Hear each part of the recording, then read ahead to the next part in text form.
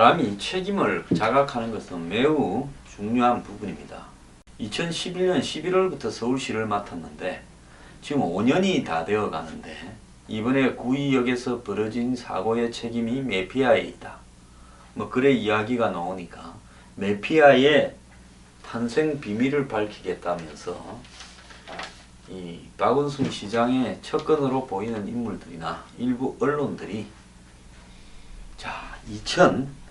2004년도에 이명박 전 대통령이 서울시장을 할 때 그의 측근 강경호 씨가 메트로 사장으로 또 그의 핵심 측근 청와대 총무비서관을 했죠. 김백준 씨 유명한 인물 아닙니까?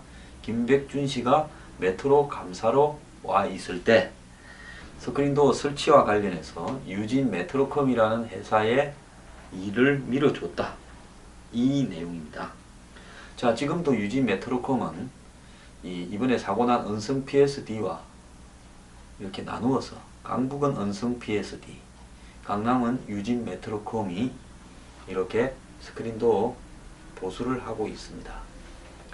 자, 그러면 이 메피아의 기원은 이명박이다. 즉 이명박이 서울시장을 할 때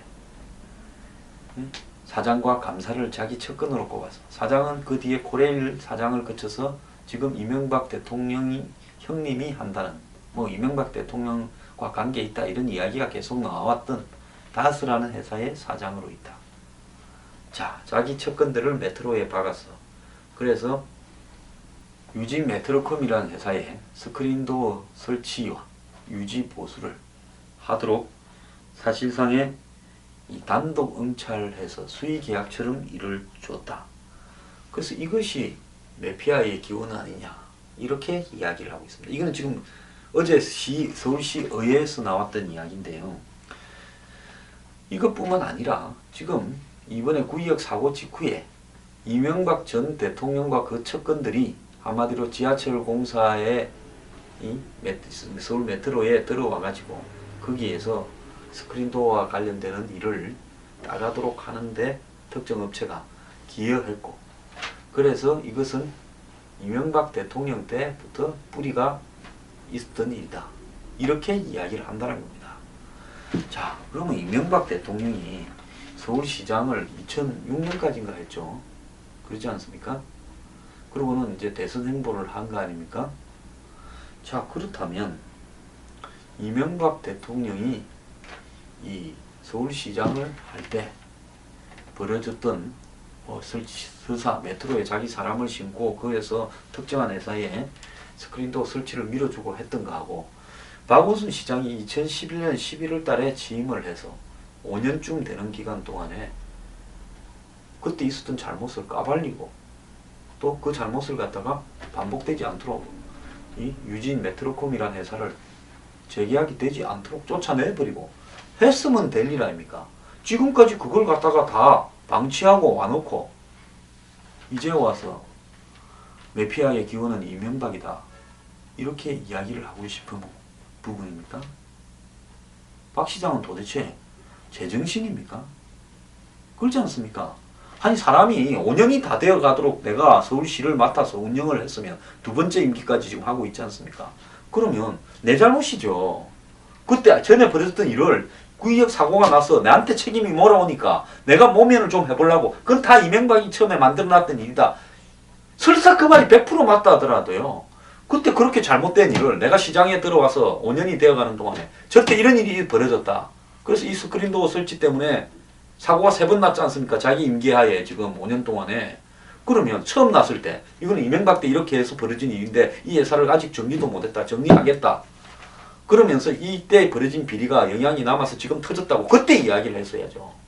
2번, 3번 벌어지는 동안에 말을 하고 있지 않다가 이제서 그 책임을 이명박 전 대통령 쪽으로 모는 박원순 시장의 행태가 옳은 거냐는 겁니다. 두 사람은 사이 좋았던 사람들 아닙니까? 한때 서울시장 할 때 월급을 갖다 아름다운 재단인가 다 기부했다면서요. 이명박 전 대통령이.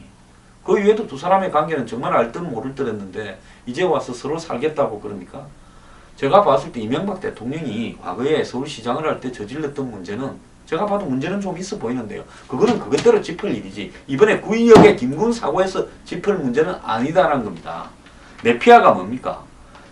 메트로에 있는 직원들이 은성 PSD에 내려가서 사실상은 계약액의 대부분을 가져가면서 실제로 스크린도어에 유지 보수할 수 있는 인력은 제대로 채용되지 못하도록 예상 구조를 만들었다는 게 메피아의 본질 아닙니까? 그럼 메피아가 그렇게 하게 된 부분은 그 근원이 또 뭐겠습니까? 박원순 시장이 자기 측근, 안철수 측근, 문재인 측근 등을 갖다가 다 메트로에 보내갖고 똑차지하니까 노조는 바보입니까? 야, 너가 다 와서 내려와서 높은 자리 다 먹냐? 우리 그냥 안 있겠다니까. 그럼 너는 밑에 가서 좀 먹든가. 이렇게 돼가지고 또 메트로 노조는 자기 그 임기가 다 된 정년이 임박한 직원들을 또 밑에 협력회사, 뭐 산하회사에 내리보낸 거 아닙니까? 그러니까 메피아의 본질은요, 위에서부터 뜯어먹는 박원순 시장부터 시작해서 한마디로 노조까지 서로 간의 합의에 의해서 뜯어먹는 구조가 메피아의 본질이지, 이명박 대통령이 스크린도어 설치와 관련해서 자기 측근을 메트로에 보내서, 아니 자기 측근을 메트로에 보내는 거는 박원순 시장이나 이명박 전 대통령이나 뭐 쌤 아닙니까? 똑같이 해놓고는 뭐 그러면 그때 수익 계약이 됐는가 안 됐는가는 그거는 그대로 계약해서 잘못되면 일이면 지금이라도 잘못되었으면 고발을 하든지 공소시효가 지났으면 뭐 사실관계라도 밝히든지 그렇게 할 문제지, 이 문제하고는 관계없다는 겁니다. 내가 잡은 지 5년이 됐는데요. 절대 이번에 사고가 벌어지지도 않은 유진 메트로콤이 관리하는 강남 부분을 이야기하면서 그게 메피아의 기원이다라고 이야기하는 게 이게 얼마나 웃기는 짓거리를 하고 있는 겁니까? 아니 칼자루를 잡았으면 이전에 벌어진 비리는 다 고발 조치하고 청산해야 내 책임이 없는 거예요. 지금 5년이 넘도록 그걸 다 덮어놓고 오다가 이제 와가지고 구의역에 사고가 났는데 강남 쪽에 스크린도어 설치 보수하는 회사가 들어오게 된 계기가 이명박 되고 이명박이 그 측근을 통해 가지고 여기 다 보내가 그렇게 하도록 만들었다. 그때 비리 구조가 온전히 되어서 이번에 사고가 났다. 이게 연결이 되는 이야기입니까? 에레기 좀 책임 인정 좀 하고 사세요.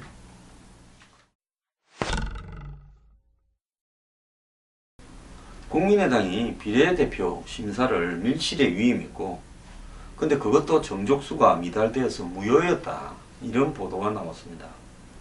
자, 김승민이 때문에 지금 벌어진 일이죠. 비례대표 추천위가 심사 의결 권한을 위원장에게 위임키로 의결한 만큼 절차적 문제가 없었다고 해명을 했지만은 이마저 당규를 위반한 밀실 위임이라는 의혹이 나왔습니다. 국민의당이 계속 해명을 하면 할수록 잘못된 해명이 점점 더 커지는데요. 그 이유는 뭔 때문입니까? 자, 공청 발표를 3월 23일 했는데 직전 이틀간 벌어진 이 추천위 회의에서 당의 남력상이 고스란히 드러났다고 합니다. 여기서 추천이라는 것은 비례대표 공천 추천이겠죠. 당시 상황을 잘 아는 관계자들에 따르면, 자 이제 폭로가 슬슬 여기저기서 나오고 있는 겁니다. 국민의당 비례대표 추천위원 6명은 3월 21일 오후 7시에 모여 22일 오전 2시 반까지 새벽까지 일을 했네요. 비례대표 후보자들에 대한 심사 평가 업무를 진행했는데 각 위원들은 평가를 마친 뒤 결과표를 봉투에 밀봉하고 개별 위원들이 평가한 점수를 합계하는 작업은 오후에 다시 하기로 했다. 즉 새벽까지 회의를 해서 일단 각자가 6명이 자기가 점수를 비례대표 지원한 사람들을 다 미겨가지고 일본에서 보관하고 있다가 오후에 그걸 합산하기로 했다 하는데, 당시 회의에 참석했던 한 위원은 평가 작업들, 공천관리위원 비례대표 추천 여부 등은 결론을 내려야 할 일이 너무 많았다. 자, 이 당시 공관위원이 비례대표에 추천된 일들이 좀 있었죠, 국민의당에. 그래서 말들이 좀 많았지 않습니까? 장구치고 북치고 혼자서 다 해먹냐고요. 그래서 그런 일들에 대해서 어떻게 처리할 건지 일이 좀 많았다는 거예요. 의논해야 될 일이. 회의를 마친 일부 위원은 이대로 집에 갈 수 없다고 호프집을 가기도 했다는 겁니다. 이어 22일 오후 1시에 점수 집계 회의가 소집되었는데 이 회의에는 이 전날 새벽까지 늦게 회의를 하는 바람에 또 한잔 하러 간 사람도 있어서 청근아, 연세대 교수, 조광희 변호사, 이지영 변호사 등 일부만 참석했다.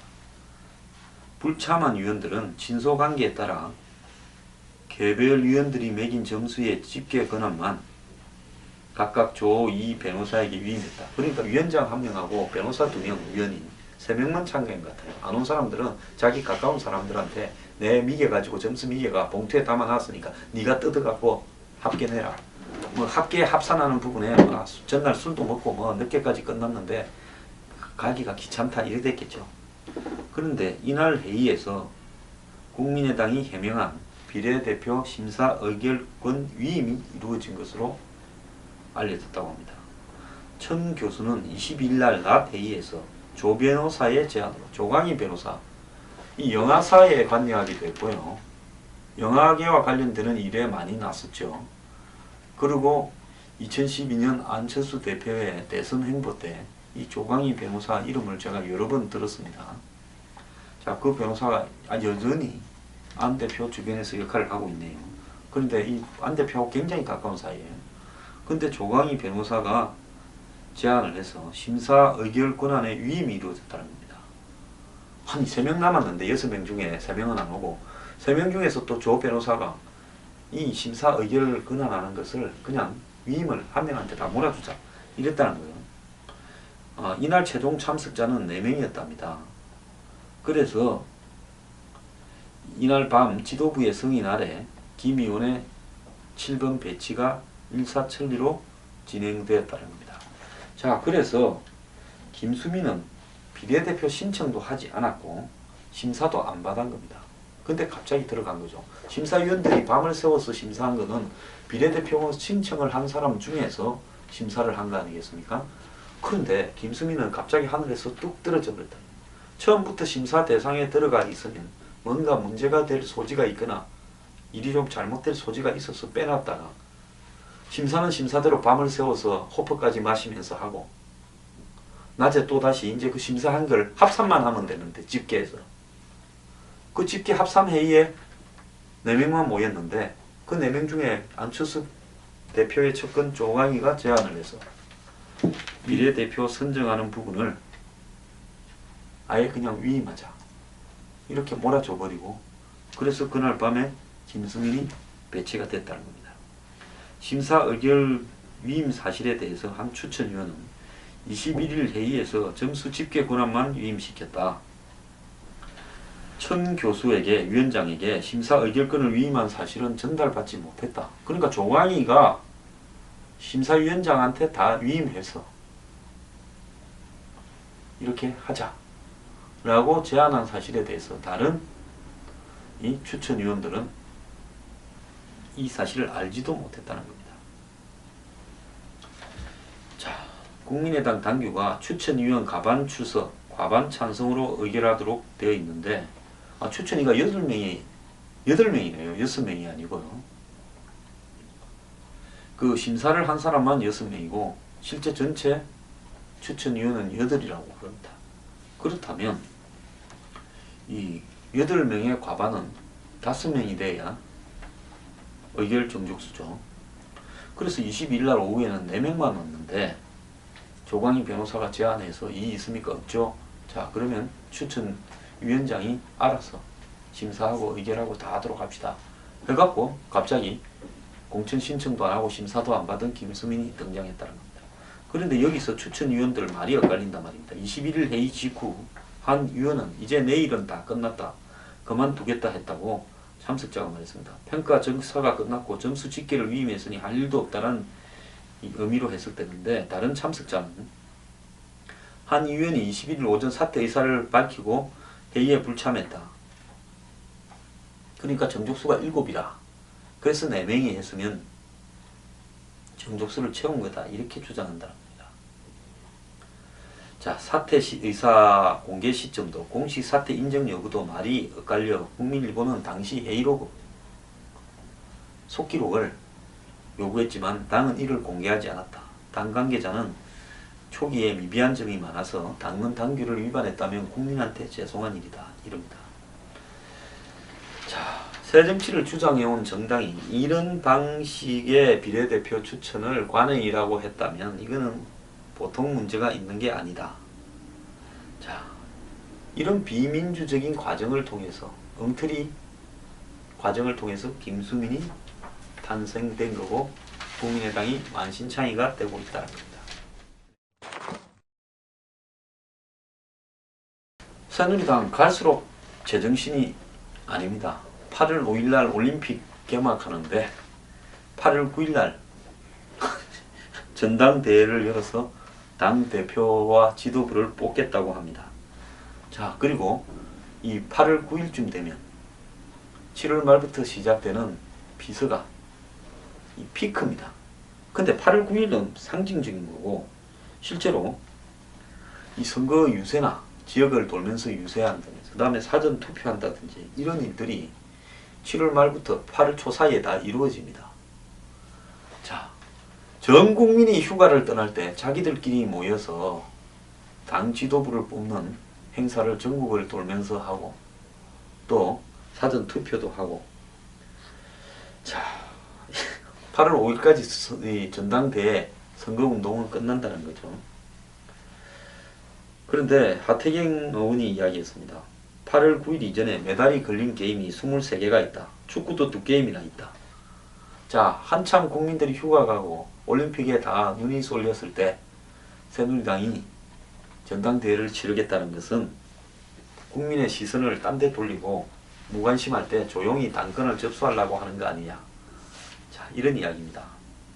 자, 그래서 이번에는 대표하고 최고위원을 따로 뽑고, 그러니까 과거에는 1등한 사람이 최고위원이 대표가 됐는데 이번에는 대표는 대표대로 최고위원 따로 뽑고 당권 대권 분리 규정을 유지하고 대선 주자들은 출마하지 못하게 하고 당대표 권한을 대폭 강화하고 최고위원의 의결이 없어도 대표의 권한으로 당무를 처리할 수 있도록 하고 최경환 전 부총리가 대표가 유력하다. 이렇게 이야기가 되고 있습니다. 전 국민이 올림픽을 보고 휴가 갈 때 새누리당은 조용히 최경환 전 부총리를 당대표로 뽑겠다고 하고 있습니다. 할 말도 없습니다.